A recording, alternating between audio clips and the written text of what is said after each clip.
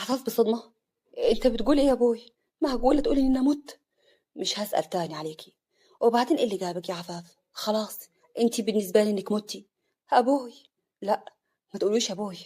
انا مت من زمان، من يوم ما قلت لك يا بنتي ان البيت ده كله تعبين وانتي صممتي تروحي فيه.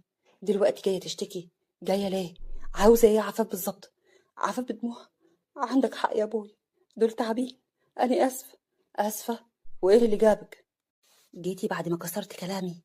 جاية بعد كده، بعد ما انكسر قلبك واخترتي حسن وبيتهم والعيلة؟ جاية بعد ايه؟ بعد ما قلتلك مليون مرة ان الناس دول ملهمش امان؟ عفاف بصوت مخنوق.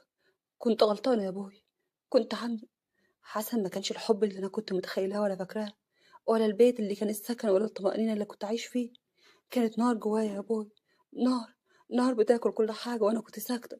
لكن خلاص، طفح الكيل. ابوها بدموع. تستاهلي يا بنت زهري، يا زرعتي. انا ما اعرفش كيف قلبك طوعك انك تسيبيني لوحدي. انا ما عرفتش اربي صح. بقى انتي تختاري جوزك وتنسى ابوكي؟ ده انا ماليش غيرك يا بنتي. تكسري ظهري ليه؟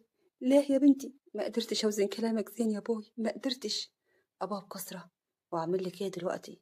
انا ما اقدرش اتخلى عن لحمي، حتى لو هي تخلت عني وحسستني ان انا ولا حاجه بالنسبه لها. خلت الدار كيف القبر، لا حد بيزورني ولا بزور حد. وحتى جوزك يا بنتي كان بيشمت فيا ان انت اخترتيه وسبتيه نان. عرف حضنته بدموع. ابوي، خلاص، خلاص انت اللي فات. ابوها حضنها. خلاص يا عفاف، اللي حصل حصل يا بنتي، بس مش هقدر اسيب حقي ولا حقك. انا اللي هتصرف في كل حاجه. انت اقعدي وارتاحي اليومين دول وملكيش دعوه باي حاجه. عفاف مسحت دموعها. ربنا يخليك ليا، لاني ماليش سند غيرك. اما بقى عند نوال، نوال كانت قاعده في الاوضه بعد ما طردتهم صفيه وحطتهم في اوضه الغفر. نوال بحق. عفاف، والله ما هسيبك وهربيكي. معقوله؟ ده انا نوال. انت فاكره نفسك كده كسبتي؟ لا، ده الحرب لسه ما خلصتش. محمود كان قاعد على طرف السرير ساكت. عيونه كانت مليانه بالغضب والندم على كل حاجه حصلت بسبب نوال. حياته كلها باظت. طلع من بيت امه زي الكلب المطرود. كل ده عشان خاطر واحده ملهاش اصل ولا فصل. واحدة لعبت بيه وخربت له حياته. نوال بزعيق. ما ترد، مالك ساكت كده ليه؟ ولا لسانك اتحاش؟ ما تتكلم وتقول. هنعمل ايه دلوقتي يا محمود؟ محمود بزعيق. اسكتي بقى يا نوال، اسكتي. زهقت من صوتك اللي كله خراب بيوت وحقد. نوال بغضب. ليه بتزعقني؟ انت بتزعقني انا يا محمود؟ ده انا مراتك، مراتي. والله يا ريتني ما عرفتك، يا ريتني ما سمعت كلامك. يا ريت كان عقلي في راسي وما مشيتش وراكي زي اللهبل بالظبط. نوال بسخرية. يعني عايز ايه؟ تحمل لي كل الغلط؟ مش انت اللي كنت بتسمع وبتنفذ؟ جرى ايه يا محمود؟ انت اللي كنت بتقول امين في كل حاجة. انت عامل دلوقتي فيها دور الملاك. على فكرة انا ما عملتش اي حاجة غير لما انت كنت بتوافق. محمود بعصبية. لا، ما هذه المصيبة ان انا كنت زي اللهبل والدلدول. انا كنت غبي وكنت اعمى. كنت مفكرك هتخافي عليا وبتخافي على مصلحتك. اتريكي واحدة طماعة. انت خربتي حياتي وضيعتيني. منك لله يا نوال. نوال بصوت عالي. محدش ضربك على ايدك يا حبيبي. محدش ضيعك غير ضعفك، ضعفك وقلة شخصيتك. انت اللي كنت بتوافق على كل حاجة، دلوقتي عامل فيها دور البريء. محمود بحزم. انت طالق يا نوال، طالق. الدنيا لفت بيها وحست ان هي فقدت السيطرة لأول مرة. نوال بصدمة. انت بتقول ايه؟ اكيد بتهزر يا محمود، صح؟ لا مش بهزر يا نوال، انا فقت. وامي اولى بيا بقى منك. يلا لم هدومك، مش عاوز اشوف وشك هنا تاني. نوال بغضب. امك يا ابن امك. طيب ماشي، ده انا هربيك يا محمود. محمود مسكها من شعرها وطلعها بره الشارع خالص. غوري غوري يا شطانه، ادفوا على تربيتك اللي اصلا ما تجيش ربع تربيه عفاف اللي انضف منك مليون مره. قفل الباب وسابها مرميه في الارض. تاني يوم عفاف كانت قاعده الباب بيخبط. قامت عشان خاطر تفتح. عفاف بصدمه. انتي؟ نوال بحقد. انتي فاكره نفسك ايه يا عفاف؟ ها؟ انتي جايه هنا ليه يا نوال؟ عايزه مني ايه؟ مش كفايه اللي انتي عملتيه؟ فاكره انك كسبتي كده؟ لا متهيألك يا عفاف. فاكره ان انتي ضحكتي عليا وعلى محمود وعلى الكل؟ لا، ده انتي مجرد واحده عقوده واطيه. وهوريكي هتشوف انا هعمل فيك ايه. عفاف برود. توري مين؟ ده انا كنت الحيه اللي كانت بتلدغ من تحت لتحت. فوقي لنفسك. انا اللي ضربتكم كلكم من غير ما توجع. نوال بزعيق. اسكتي، اسكتي يا بنت انتي. انتي السبب في كل اللي حصل لي. انت اللي خربتي بيتي وبهدلتيني، انت السبب في خراب الدار، وجوزي كمان طلقني بسببك. عفاف بالضحكة سخرية. وانا اللي طلقتك؟ ما تروحي تسأليه هو طلقك ليه. انا اللي خليت جوزك يرميكي رمية الكلاب. لا يا نوال، ما تلومنيش، انا لومي نفسك. انت اللي عملتي كل السواد. كنت شبه الافعى اللي عماله تلدغ كل اللي حواليها، بس في الاخر الافعى دي بتنداس تحت الرجل. نوال بغضب. والله ما هسيبك، مش هسيبك. لو اخر يوم في عمري هندمك، هخليكي تندمي يا عفاف، هخليكي تندمي على كل لحظه لعبتي معايا فيها. عفاف ببرود وانا مستنياه، بس لازم تخلي بالك اللي بيلعب مع الكبار لازم يكون قديها. نوال بخبز فتحت الباب ودخلت 3 ستات. مش انت اللي قلتي هكون قديها؟ فانا هكون دلوقتي قديها. عفاف بقى لا، انت جايبه الناس دول ليه يا نوال؟ طلعيهم بره البيت بدل ما اصوت والم عليك الحاره كلها. نوال ببرود. لا يا عفاف، انا قلت العب معاكي، العب مع الغاليه، والنهارده هدفعك التمن الغالي عشان تعرفي ان انا لما العب بلعب صح. وقبل ما عفاف تتحرك من مكانها فجأة الستات هجموا عليها، كتموا بقها، وعفاف كانت بتحاول ان هي تصرخ لكن الصوت ما طلعش. بدأت ان هي تقاوم بكل قوة، لكن هم كانوا اقوى منها بكتير وهي كانت ضعيفة بالنسبة لهم. عفاف بتحاول ان هي تفلت. سيبوني سيبوني سيبوني. بدأوا يضربوها جامد جدا بالايدين وبالرجلين في بطنها. نوال ساعتها حست ان هي مش قادرة خالص، وقعت في الارض وحصل نزيف جامد. عفاف كانت بتصرخ لكن الصوت ما كانش طالع، الألم كان بيزيد. نوال ببروت. خلاص خلاص، كفاية لحد كده، خلي الليلة الجاية نكمل. يلا يلا يا حبيبة قلبي، عيشي بقى النهاردة مع أحلامك. واحدة من الستات.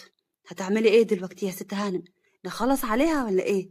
لا، نسيبها تحس بالعجز والضعف، اهو نعذبها شوية وكل شوية نعدي عليها ونديها العلقة التمام، وهي عايشة أحلى من موتها تحس بالألم والضعف. عفاف بضعف. نوال انتي. أنا ايه يا عفاف؟ أنا السبب في كل اللي حصل، أنا السبب. دي البداية واللي جاي ألعن بكتير. نوال وهي بتشاور. يلا يلا اطلعوا من هنا قبل ما حد يشوفنا. نوال خارجة لقيت حسن في وشها. حسن باستغراب. ايه ده؟ انت بتعملي ايه هنا يا نوال؟ ومالك كده مستعجلة وخارجة تجري؟ نوال بتمثيل البراءة.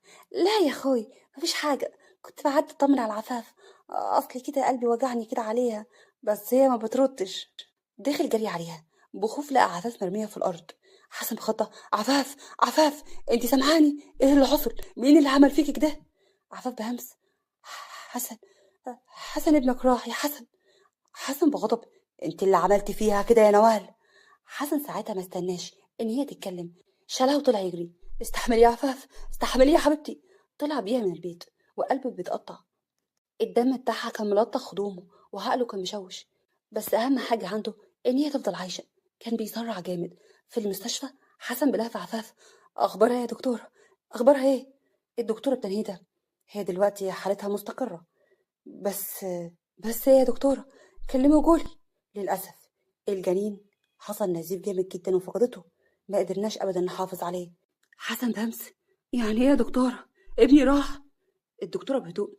لازم تشكر ربنا إن مرتك لسه عايشة، كان ممكن تفقدها هي كمان. حسن دموعه نزلت وراح مركز البوليس. بعد شوية وصل لبيت أبو نوال وكسر الباب بغضب. كانت عمالة بتلم هدومها عشان تهرب. حسن بغل. هي دي يا حضرة الضابط، هي دي اللي عملت كده في مرتي، كانت عاوزة تقتلها، بس في الآخر خسرت ابني بسببها. نوال بتمثيل اسمها. ايه ده؟ انت اتجننت ولا ايه يا حسن؟ انا مالي ومالها؟ ايه الكلام الفاضي ده؟ انت متهيألك، انت كده بتظلمني. الضابط بجدية. عندنا بلاغ رسمي لازم تيجي معانا، وفي المستشفى كمان اثبت ان في حد اعتدى عليها وانت اخر حد طالع من البيت عنديها، ولما تحبي تثبتي البراءة بتاعتك اثبتيها قدام النيابة. نوال بتوسل. حسن بالله عليك يا حسن، ما تعملش فيها كده، انا مظلومة، دي اكيد ضحكت عليك، ضحكت عليك يا حسن زي ما ضحكت عليك كتير قبل كده.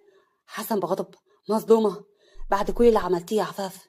ده انا شفتك بعينيا وليكي عين بتتكلمي دلوقتي عاملة فيها مظلومة. مش هسيبك يا نوال، لازم تاخدي عقابك كامل. العسكري مسك نوال وهي بتحاول ان هي تصرخ بعياط، شدوها وخرجوا من البيت وهي بتصرخ وبتلعن حسن وعفاف. اما بقى عند عفاف كانت قاعده وعماله بتعيط عماله بتعيط. دخل حسن وامه. عفاف بصت له بكل عصبيه. انتوا جايين هنا تاني ليه؟ عاوزين مني ايه؟ يلا ما اشوفش واحد فيكوا هنا تاني. جايين تتفرجوا عليا وعلى المصيبة اللي انتوا عملتوها انتوا الاتنين قبل نوال كمان. جايين تشوفوا ضحية الظلم وجبروتكم انتوا الاتنين. عفاف بحسن، اهدي يا نوال، اهدي يا حبيبتي. عفاف بصوت عالي، انت انت يا حسن، ازاي كنت سايب مرتك تتبهدل وسط الحريم؟ مالكش اي لازمة كده. وصفية كمان، يا ما زلتني، ده انا كنت تحت رجليك يا ست انتي، جاية دلوقتي تشمت فيا وتبصيلي بكل شماتة. كل ده وفي الاخر ابنكم راح بسببكم. حسبنا الله ونعم الوكيل فيكم كلتكم. حسن بوجع، ما كنتش اعرف ان هيحصل كده. صدقيني، صدقيني يا عفاف، ما كنتش اعرف. صفية بندم، حقك عليا يا بنتي، حقك عليا. عفاف بأسوأ، حقي؟ حقي ايه؟ طب رجعي لي ابني، رجعي لي الوجع اللي خدته منكم بسبب ظلمكم. انا عايزه اتطلق يا حسن، ودلوك مش هتنازل عن حقي، ولو مرضتش انا هخلعك. حسن بقلم، عفاف ما تخليش الغضب اللي جواكي ينسيك يا حبيبتي الحب اللي بناتنا. خلاص انسي اللي فات وخلينا نبدا من جديد. نوال دلوقتي مسجونه وبعيده، وامي صدقيني اتغيرت. اسمعيني يا عفاف ارجوكي. جديد؟ جديد ايه؟ لا ده انت دمرت حياتي. لا يا حسن، ما فيش جديد، كل حاجه انتهت وانا هعيش لوحدي. انا ما اقدرش اعيش مع واحد ما قدرنيش، رمى لحمه ودمه كل ده وما كانش بيدافع عنه. انت طالق يا عفاف. حسن بصلاه نظرة أخيرة وبعد، وهو بيقول لنفسه عندك حق يا عفاف، أنا السبب في كل اللي حصل، عشان كده هسيبك تعيشي حياتك زي ما انت عاوزة. بعد مرور سنتين كانت واقفة قدام فستان أبيض.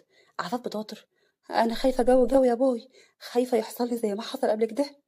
أنا مش ناقصة كسور ولا جروح. أبو ابتسامة، يا بنتي دي شوية. أحاد، بقولك إيه، سليم مش زيهم، مش كيف المحاريق التانيين. سليم راجل زين، بيحبك من وانتي صغيرة، وجه وطلبك مني، لكن انتي يا ستي ما كنتش رايداه، كنت رايدة اللي ما يسمعش. عفاف بحزن، كنت معمية بحب حسن يابا. صدق اللي قال إن مراية الحب عامية. أبوها بحنان، عندك حق، بس ربنا هيديك فرصة تانية، وانتي فرصتك تعيشي مع سليم، يعني هتعيشي حلوة صدقيني يا بنتي. ده حتى مرضاش يتجوز عشان بيحبك يا بنتي، صدقيني هو ده الحب الحقيقي، ان هو يحبك كمان اكتر من انتي بتحبيه. يلا يا بنتي قولي كلمتك الاخيره، المأذون بره، رايده سليم ولا لا؟ عفاف بهدوء، رايده يا بوي، وهخرج اهو. مسك ايديها وخرج. سليم كان قاعد وباصص في الارض. ابو عفاف بابتسامه، يلا يا شيخنا اكتب الكتاب. الشيخ بدأ يكتب الكتاب. بارك الله لكما وبارك عليكما وجمع بينكما في الخير. سليم ابتسم، مبروك يا عروسة. عفاف بكسوف، الله يبارك فيك يا سليم. سليم بحب، حلوة قوي سليم منك، معقولة؟ أخيرا قلتها لي. ده أنا كنت بحب بس وأتمنى إن أسمع اسمي منك أنت يا عفاف. عفاف بصت له بحزن، وبعدين هو بص لها، في إيه مالك يا عفاف؟ ما تخافيش يا عفاف، أنا بوعدك قدام ربنا وقدام الناس دي كلها إني هكون السند والحماية والأمان ليكي، بوعدك إن أنا هصونك وهحميكي. عفاف بصوت مهزوز، أنا مش حمل وجع من جديد، مش حمل حد يكسرني، أرجوك، أنا مش هقدر أستحمل تاني خذلان. لو هتوجعني زي اللي قبلك بلاش، أنا دلوقتي سليمة وتعافيت، هتكسرني من تاني؟ سليم بص لها بحب وبهدوء، يا بنتي خلاص يا بنت الحلال، قلت هتكوني في عيني وفي قلبي، وعمري ما هكون سبب أبدا في وجعك، هخلي كده دمعتك غالية. أنا مش حسن يا عفاف، أنا الراجل اللي شايفك أغلى حاجة في حياته وعمره ما هيفرط فيكي، بس عاوزك تصدقيني يا بنت الناس وتفتحي لي قلبك وتديني فرصة تانية أثبت لك كلامي. عفاف بتوتر، بجد يا سليم؟ يعني مش هتخزني؟ سليم بحب، بجد يا روح سليم. في بيت العيلة حسن كان قاعد وماسك كوباية الشاي. بالنسبة له الدنيا بقت صامتة، كأنها بتعاقبه على اللي عمله فيها. كان بيفكر في اللحظة إن هو كان السبب في كل اللي حصل، وإن هو خسر عفاف.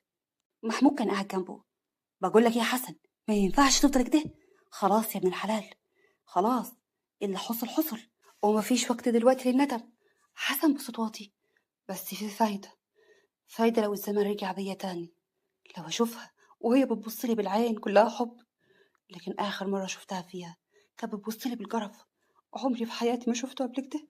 لو يرجع بيا الزمن وأقف جرة بدل ما أسمع لأمي ونوال اللي كسروها، بس خلاص مفيش رجع تاني، أنا خلاص خسرتها. محمود بحزن، يمكن كده أحسن لك بكتير. ويمكن يعني لو فقت بدري. حسن بمقاطعة: فقت خلاص. بس بعد ايه؟ بعد ما طلبت مني الطلاق. دي الحاجة الوحيدة اللي ما كنتش اتخيلها ابدا، بتشوفني في الكوابيس بدل ما كانت بتشوفني السند ليها. كنت فاكرها ضعيفة يا محمود، كنت فاكر هفضل اجي عليها مهما حصل مش هتسيبني، لكن طلعت قوية، طلعت اجدع مني، طلعت احسن مني يا محمود. خلاص ربنا بيعاقبني وانا استاهل العقاب عشان اللي عملته فيها والظلم اللي شافته على يدي. بستاهل الندم. محمود هدوء، فوق لنفسك يا اخوي، وكفايه زعل. الدنيا مش هتقف على حد، وقفت خلاص يا محمود، ما بقاش ليها طعم من غيرها. بس هي عايشه حياتها ومكمله يا حسن، خلاص اسكت بقى. واه، بتقول ايه؟ هي كويسه؟ محمود بهدوء: ما بقاش حتى ليكي الحق ان انت تسال عليها يا حسن، خلاص عفاف بقت في ذمه واحد تاني. النهارده كان فرحها وكانت بكتابها، كوبايه الشاي وقعت في الارض. يعني خلاص اتجوزت؟ ما هنش عليها ان هي تسامحني؟ خرجت كده من حياتي؟ هنت عليها يا محمود؟ هي هانت وانت هنت، خلاص ربنا يصلح حالك مع واحده جديده تعيش حياتك وتنسى اللي فات. مش هيحصل. طلع يجري على بيت عفاف. صفيه جت باستغراب: في ايه مالكوا؟ صوتكوا عالي كده ليه؟ راح بيت عفاف اتجنن اول ما سمع ان هي اتجوزت ياما. مشي وراح لها. صفيه بخطه: روح ورايا يا ولدي روح. جري وراه عند عفاف، الاغاني شغاله وسليم بيرقص مع الرجاله. فجأة بيسمعوا صوت زعيق جامد جدا. سليم بينصدم أول ما بيشوف حسن. سليم بغضب: تعاوز إيه؟ خلاص اتجوزتني، ما أشوفش وشك هنا تاني، بقت مرتي خلاص. حسن بغضب: إيه ده؟ أنت بتقول إيه؟ أيوة يا ابن أمك، روح لأمك، أمك أولى بيك. ابن أمي إيه؟ ده أنا أرجل منك ومن اللي خلفوك. مسكوا ببعض وفضلوا يتخانقوا. أبوها بغضب وقف في النص: إيه اللي جابك تاني يا حسن؟ خلاص النهارده فرحها وكاتب كتابها وتم والحمد لله. حسن بعصبيا: عاوز مرتي وهو يطلعها، خلاص مش عاوز حاجة تاني غيرها. سيلين بغضب: روح من قدامي بدل ما بلغ عنك، وساعتها مش هتشوف مني غير الوش التاني. عفاف طلعت: انا اصلا مش طايقه اشوف وشك يا حسن، انت جاي هنا ليه؟ كلم امك تخليك تروح ليها.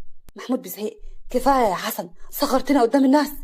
حسن بدموع: لو انت كده هكوني مبسوطه يا عفاف فانا همشي ومش هتشوف وشي. انا السبب فعلا في كل اللي حصل، ولازم امشي دلوقتي. مشي بكل حزن، وعفاف خدت نفسها بارتياح. سليم للناس: تشكروا يا ناس، يلا نكمل العرس بتاعنا. الكل ضحك وعفاف ابتسمت. بعد شويه حسن كان قاعد سرحان وجنب اخوه. بتدخل صفيه: سامي انا السبب في كل اللي حصل، انا اللي كنت عاميه، انا اللي فكرت يعني ان لازم ابني عشان يبقى راجل يظلم مرته، انا اللي نفخت في نار الحقد اللي كانت بناتكم. خلاص يا ولدي سامحني. حسن بحزن: خلاص يما، اللي حصل حصل، الندم خلاص مش هيرجع اي حاجه من اللي فات، واحنا خلاص مبسوطين ان احنا قاعدين مع بعض. لا يا ولدي انت مش مبسوط وعينك بتقول كده. انا اسفه يا ابني وسامحني ان انا خسرت كل حاجه. حسن بتنهيده: يما خلاص ادينا بنتعلم من كل حاجه بتحصل لنا في الحياه، وبندفع الثمن غالي، والندم اصعب عقاب. بس خلاص زي ما قلت لك، اللي حصل حصل، ما فيش حاجه هترجع تاني، ما فيش حاجه هتصلح اللي انكسر، وانتي ومنى وهتفضلوا منى. محمود مسامحك يما، انا كمان خلاص اتعلمنا، والحياه اديها بتعلم الكبير والصغير. بس اهم حاجه ان احنا فهمنا. اما بقى عند عفاف، سيلين بحب: رفعت راسي لما خليتيه ولا يسوى، لما خليتي الناس كلها تضحك عليه.